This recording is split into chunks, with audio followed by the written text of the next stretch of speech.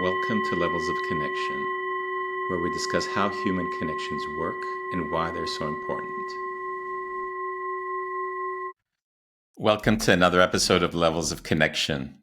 Today, my guest is Mary Francia, a seasoned executive and a seasoned board advisor and board member. What a wonderful conversation. One of the really big takeaways was realizing the true impact that we can have as to how we connect with people and the impact that we have on the people that we connect, either during a brief moment of connection or a longer term business or personal relationship, and much more. Enjoy. That sounds great. Mary, welcome to Levels of Connection. It's today I'm here with Mary Francia, who is a seasoned executive and seasoned board member, international board member, who supports leaders in strategy and sustainability and governance. Mary, welcome to Levels of Connection. Thank you for having me, Stefanos. It's a real pleasure. And I love your international background. I love the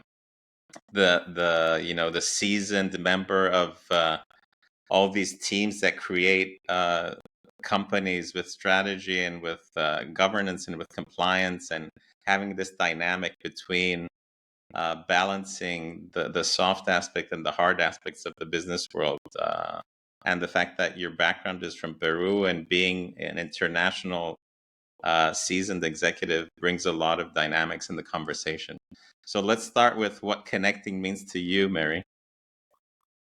That's a great question, and that's the essence of our discussion. You know, the way I look at it, connections are quite central of how we do life, how we navigate life. You know, how we shape or how we were shaped in who we are today. You know, our personal or our professional journeys. You know, when I come to look at connections, for me, are not just a source of camaraderie, friendship, but relationships are ones that really allow you to be yourself and become the person that you are. So connections for me have a nice way of surprising you sometimes, but they are indeed quite valuable. Yeah. How do you relate that in the business context of the hustle and bustle and the targets and the pressure for performance? Well, I think I like analyzing connections, and you're looking at maybe a friend would call it buckets, how I used to call them before, but I'm trying to say the word compartmentalize, which I can't pronounce it in English. So let's go with buckets. Yeah. But I think I like to put things in a bucket, in different buckets. And when you look at connections, I think that there's nothing wrong with that, having those different levels of connections, which is the theme of what discussion today. You know, you're always going to have people that will take a call, will answer an email, be part of that network of connections that you have, that grid that is important to maintain, and it's an important thread. And they're there. They're light, you could say, they're occasional. And then you have those that you have a deeper connection with, that will take a call, listen, give you some reactions and advice. And in that more active way of that relationship, a lot in the professional space, as you were asking, it allows you to provide maybe deeper feedback to them as well on a situation as you pick it up from them. To your point about, building accountability and building teams and networks. And whatever you call them, engagers, I guess they are a bit more engaged with the relationship. And then the third one is those relationships that you keep. I have been in business for 20 plus 30 years by now. And there are some connections that I have kept, and I don't keep many. By the way, I'm very selective since growing up. I was very young when I started school, so usually my connections were 4 years older than me. So I got used to that level of maturity, and that's what attracts me on the connections. and I have only a few. But those few, and I will tell you that the person that I work who was my first boss in 1987, I'm still connected with. Wow. So there's a few of those that you pick up across that really advocate for you or worked alongside with you in a project where you develop that deeper connection on always trust and that mutual commitment to the relation, to the connection. And those, I have a few from work, and those have become friends. And of course, then you have the friends and the family. But I was responding from the angle of the professional view that you asked. Mm. The professional connections that lasted through the years, those select few, what stood out for you? What made them special? I have never been swayed by their status or who they were within that network. I mean, I will tell you that I have good friends that were even the lady that was cleaning my office as well as my boss for me. So what mattered was the essence, their soul, I guess, as someone that I was attracted to by the way that they approached something. So it had a lot to do with I wouldn't call it intelligence, but the level of brain more than anything else.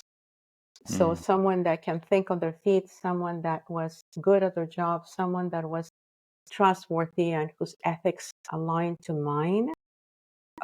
Because those connections are the ones, the shared intellect, I guess is what I was trying to say, that mutual respect. Those are the ones that I treasure and I kept. Mm. It's really interesting. Thanks for sharing that. And I'm curious, how do you translate that, or how do you share that with the work that you do with boards? That's a great question because the role of the board is to help the company navigate. And you're coming in a level of connection which could be on the lighter side with your board members. You didn't go to school together, you didn't work together before, but you all share a common uh, accountability to the company. So I always liked making sure, especially when I'm joining a new board, and having that common understanding of what are we here in this room for today. Is I think if we have that shared understanding of what is the goal and we remove any egos or any of that and we Mm. focus, so I try to look at it at the essence of how do we work on this, how do we make it, how do we deal with this issue, how do we deal with this problem, what could happen if, and I think I leveraged the connections on that side within the room, and then with the management and being able to understand what is the expectations first. I guess when I join a board, my first question is, what do you expect from me? And as I guide, because I think I mentioned it to you before, I guide executives into getting into boards and do a class on that one. And I don't start with looking at, boards and all of the opportunities they can have. I go first on what exactly is that the board does and what do they really want to do, Mm. because it is quite important. I think in the board, connections are important because you do and get people to do things. Strategy is just a Mm-hmm. PowerPoint if it doesn't get implemented. So Yeah, yeah. Um, it's interesting the way that you describe it, and it has a lot. I feel that it has a lot to do also with the way that you grew up. How were you connecting as a child and growing up in Lima, Peru? well, I was very early, and my sisters were like 3 years older. So like I was 4 years old, and I already knew how to read and write and all that because they made me, because they were doing it. So Mm. I was always very early, and that's what I mentioned about having all my friends were always older because I ended up in the level higher. In Peru, when I grew up, were in the 70s when we had some political changes. that Mm, created a lot of the stress in the economy and a lot of stress in the families on that. Many we had a military, we had a coup d'état. So as you can imagine, there were challenges. So I will tell you that growing up like that, when you know that there is a bomb, but you're going, it's Friday, that's why they're doing it. We're gonna have to do the party, and somebody that has, an electric equipment that is reliable. So that is scary when you think that that mm, is normal.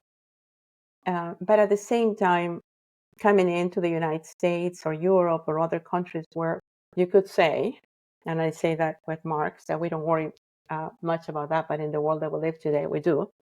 Our sense of um, appreciating certain things is higher than maybe mm, others. And mm. our sense of safeguarding what is value is something that you kind of learn by instinct. And it does help when you reflect on it at the board level.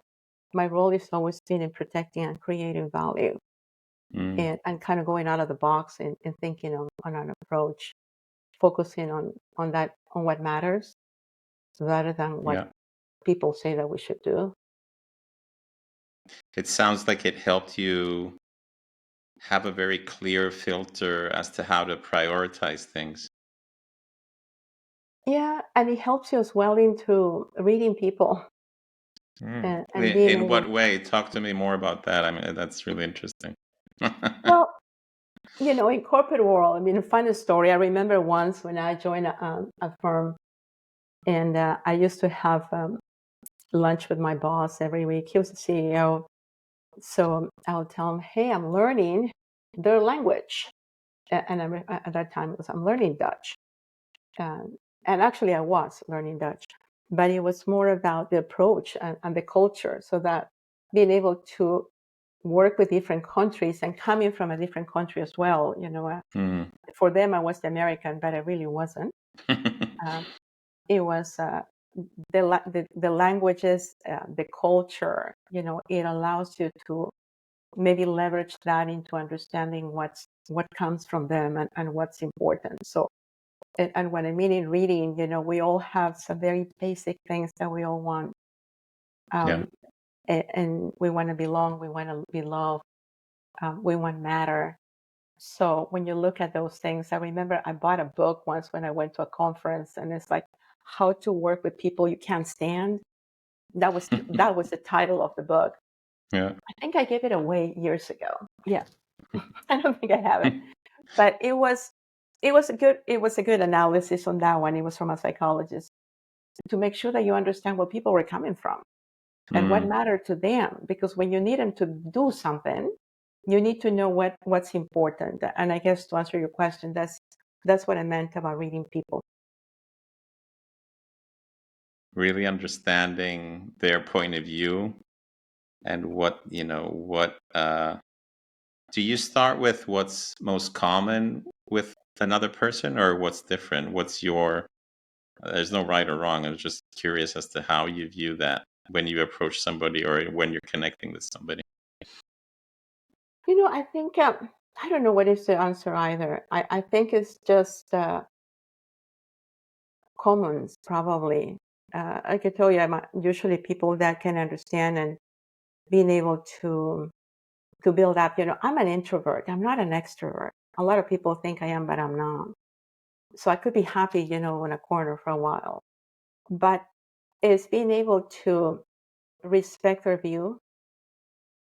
And I Mm, think that mutual respect is, I think, where I would start from, that they can see it.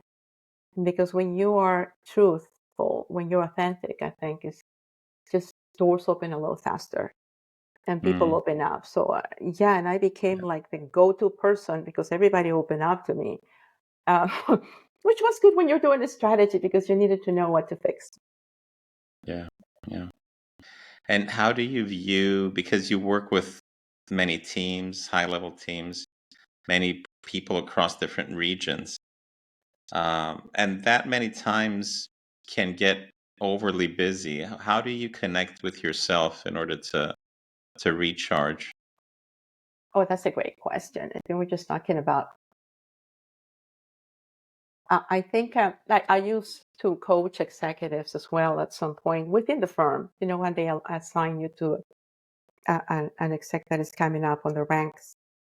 And I would remind them always that the only one that is going to look for them is them, not the Mm, company, not me, not HR, not their boss. So it was, I think, connections to your own self means to be very much, first of all, attuned of who you are and what your values are, what your strengths are, what your weaknesses are, or, what makes you vulnerable, and being able to have, I would say, an honest conversation with yourself and an honest relationship with yourself, because there's no right or wrong. There's mm, nothing wrong with being weak at one area. And I think if you come to that level of having a good connection with yourself, it helps you a ton. It helps you a ton, and it helps you as well in having a good foundation to stay in the path, kind of say, not to sway from what is not. But that's not me. But I need this. mm, But that's not me. And I guess it's like what the board does, right? Trying to keep us on the path. But it just kind of gives you that clarity that is necessary when you're navigating relationships as well. And sometimes you'll see it, and we're not talking about personal relationships here, but you see as well that people may be away from who they really are in the need of mm, making a mm. relationship work. And you'll see that Yeah. fail later on, right? How do you share that with either fellow board members or board members that you're mentoring or coaching? I'm I'm not the one that gives you flowers, put it that way, on Mm, the coaching side. yeah. And on the board level, I honestly, I'm not a big talker. I will talk to the Mm, CEO. I will, more than anything, listen the room and understand where they're coming from and respect. And if I don't know enough, then ask. The role of the board is to ask questions. But, I've learned this, and I guess I learned it since I was a little girl. It's more about you're already on page 50 and they haven't opened the book. So how do you get them to page 50 of the book without them losing faith and respecting what their understanding is of the situation and helping them see yours? I was referring to the glass when I do that, because when you coach, when you mentor, and I'm sure you do that, Stefanos, as well in your work, mhm, is it's like cleaning the glass. And the thing is that once you see it, you cannot unsee it. So being mhm. able to help them see your perspective, creating awareness, Yeah. I guess that's how I use it. And that's an amazing way to create a stronger connection as well. Once you have that, once you facilitate them seeing something from a different angle or different point of view, or seeing something, a common perspective, that changes the connection immediately. Um, Yeah, and I think you mentioned on the mentoring side, it is so important um, to make sure that you understand what drives you, what drains you. And I know that some of your questions were about, the connections, and your thoughts on that is how to walk away, mm. how to go towards, when to lean in, when not to. And that's important to have throughout your whole professional journey as well. So to Self-awareness, know, mhm. self-respect, I guess would be it. Say that again. Sorry. I said self-awareness, self-respect. Mm, mm. Trying to think of the English words. Yeah, and I love what you said, that there's a time to go towards somebody, and there's other times to perhaps, cut the connection or lessen the connection. Um, Tell us about a dilemma that you've had about a connection. If you wanted to, the dilemma of going towards or doing less of a connection with that person or people. Well, I think some connections are temporary. and they could be insightful, right? And I'm referring to the ones for work, for Mm-hmm. example, or a professional association, or an industry related common area. And sometimes I think you come to the life of a person, that the person comes to your life at a time when you need them, and then that time is gone. So I Mm-hmm. think that is when they become the lighter type of relationships. But when I was talking about breaking relationships a bit more, is if you look at relationships and building connections using bricks that are made of glass, put it that way, crystal, very thin and very delicate. And sometimes that glass shatters, and I don't think you can put that back. So ending a connection is never easy. And I wasn't referring to the lighter ones, that's the one temporary. I'm referring to sometimes it can be painful. But I've learned that once that's foundations, which is the mutual respect that I was referring to, the trust, Mm-hmm. it's better left. Um, and walking away from connections that do not help you or that take more than they give, that's another way of looking at it. That Mm-hmm. drains you instead of feeds you Mm. on that system, ongoing system. Then it's best to break them away. And usually I've done that in the past, and I never wished them bad. I just can't. It's my time to be on a separate path for now. How do you know if it's draining you? Oh, you know. I think people will say how when you're giving more than receiving. Mm.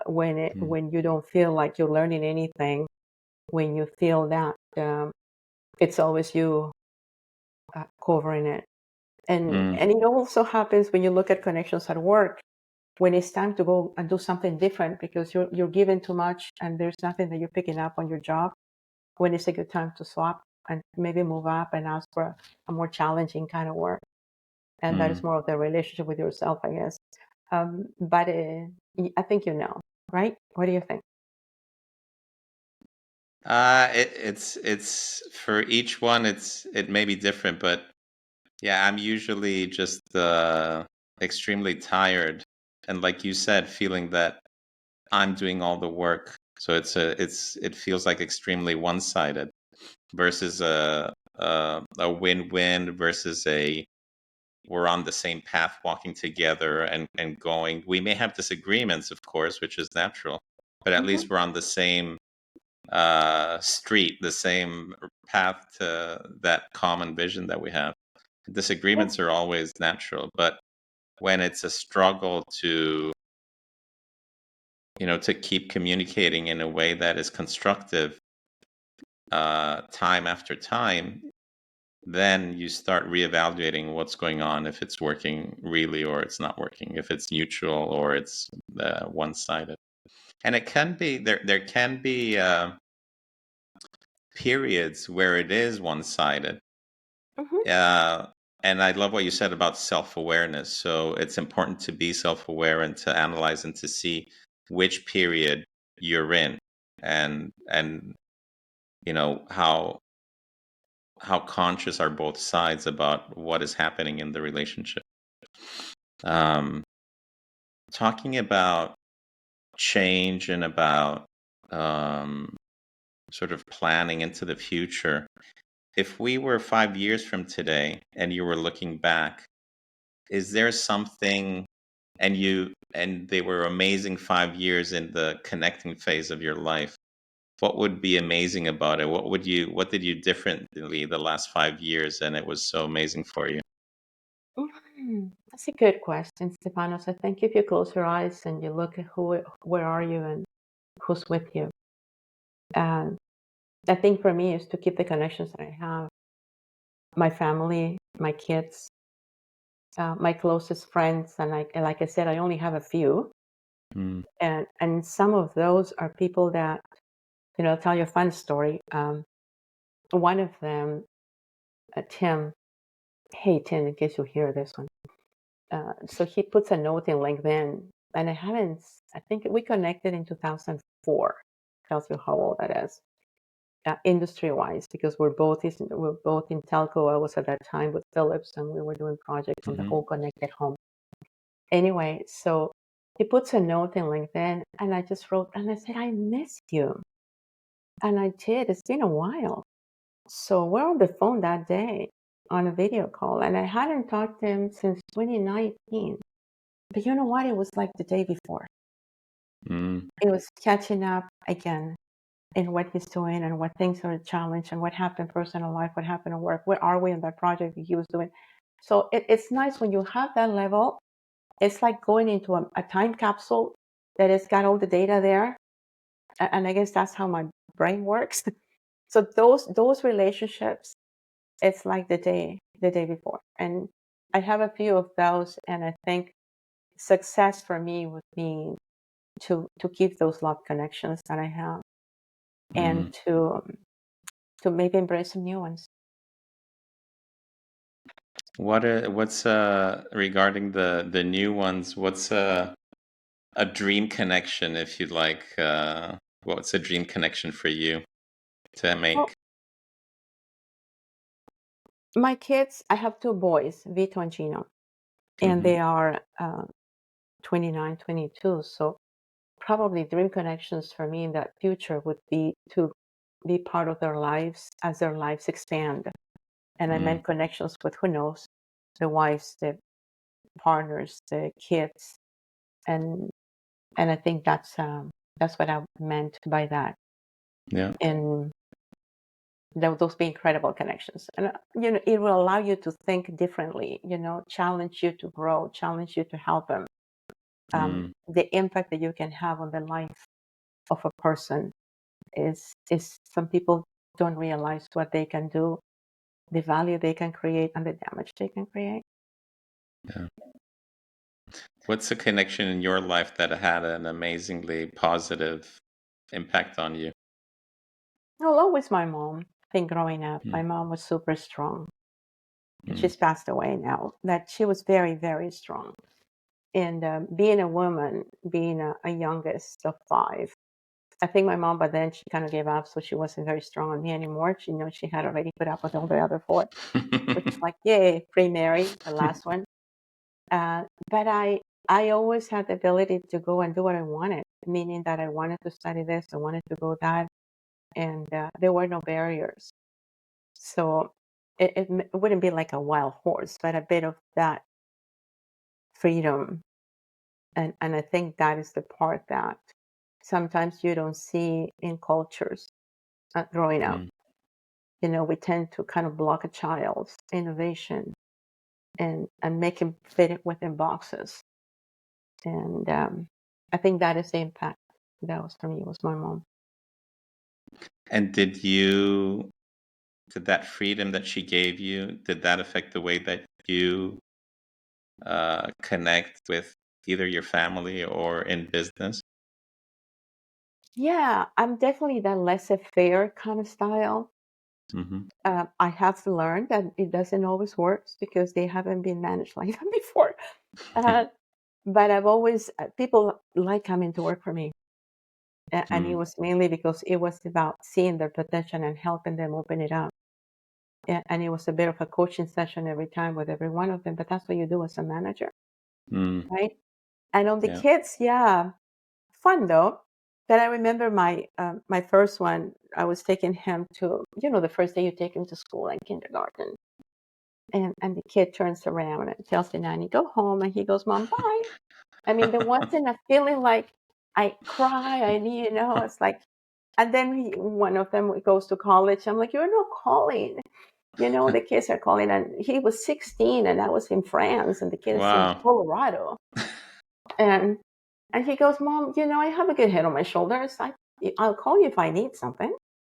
So I guess there's a certain level of independence that you build in people, as a manager, but also on the family part. I guess that's what I did as well. Yeah. It's more fun though. Mary, what advice would you give 19, 20-year-old Mary about connecting? Oh, what year is that? Not too long ago. I would say they connect with the self more than anything else. Because when I was in the career and I had so many things to do, and you are that person that is trying to compete in, and you could call it a men's world, whichever. Uh, you know, that deviation of some things that I wish I hadn't done. Family usually. It's like I gave birth on a Saturday, which was great because I had the weekend to break and I was working Monday. Those kind of things is like kind of, maybe take more time for you. Mm. And I say that when I talk to people on the mentoring side for the board work, which you probably do as you mentor executives, is, be present in what you do. If I go see my sister, I disconnected with everything else and I enjoyed 3 days with her. Mm. If you go to a football game of your kids, don't take work calls, that kind of thing. That's what I meant about, if any advice I would give myself, younger, would be to kind of respect a bit more those boundaries that protected you. Yeah. Yeah, I love that. And if there were, for people that are watching this episode, what would you advise them to do around connecting immediately after they watch it, like an hour after they watch it? Well, first of all, I think I love the idea of them getting to do their own connection to make sure that they get it right. They understand very well their values, what drives them, what Mm-hmm. deters them, and then stay away from those that are not good, and don't find excuses to be there. I'm not saying to go get divorced or something. We're not going to go there. I meant about that see what really is good and what brings you, and focus on building those connections, and then look at who you really like and you haven't talked to in, I don't know, 10 years, 5 years. Where are they? Send a note to those. They might be light, but they're part of that important grid that makes the space that you live in. So I guess those two things. Go check on yourself, make a list of what's good and bad, and try to stay away from the bad, and spend more energy on the good. I don't know if we went a complete different way of your discussion. No, so it's all good. It's all part of the fun discussion that we're having. So it's all good. Good. What is something around connecting that you maybe were thinking about, today or yesterday when you were thinking about the chat that we were going to have that perhaps we didn't cover? I think, the part that we were talking about, I think we talked about temporary. We talked about the few, but the true. But then again, everybody's different. I come with a mindset where everything has to have a bucket or a box or a label in a way. It's the way that I think anyway. And it doesn't have to be for everybody. So I think the level of connection sometimes are just feel in the heart, and they don't need a name or a bucket. But focus on what is your way of recognizing connections. I might be too pragmatic, I might be too practical in my perspective, and it doesn't have to be yours. But it's your way. Yeah. So love that. Find your way. What did you find useful from today's chat, Mary? I loved it. I think it was a great reflection on all of it, and being able to go back and think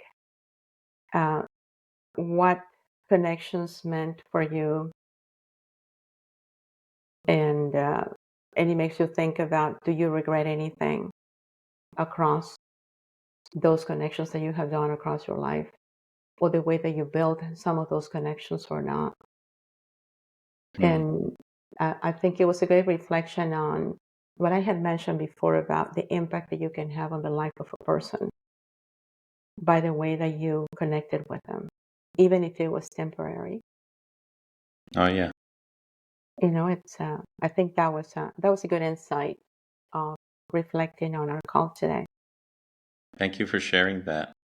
And I love what you said about the impact that we have on, connecting with people either, throughout the years or even during a brief moment that, either during a business meeting or a conference or a party, we can have a real impact on one another as human beings, through the way that we're greeting, communicating, interacting with one another, even for a brief moment. And a lot of insights from those connections and from those interactions. And yeah. Thank you for sharing your insights. No, go ahead. I loved it. Thank you, Stefanos. I think it's great, and I'm glad that I was able to share my perspective on that essence of level of connections. Thank you so much, Mary. And you have an open invitation to Cyprus. I know you travel the world, so you have to come to Cyprus as well. So the next chat we're going to have about connecting is in Cyprus. How about that? Careful, I might just make it. Yeah. All right. It was lovely seeing you. Have a great rest of the weekend. See you Thanks for soon. inviting me. Talk to you later, Mary. Thank you. Bye. Bye-bye. Bye. Thank you for watching another episode of Levels of Connection, and thank you for your continued support. I'd really appreciate your comments, so please place your comments below and share with us what was useful from today's episode. See you soon.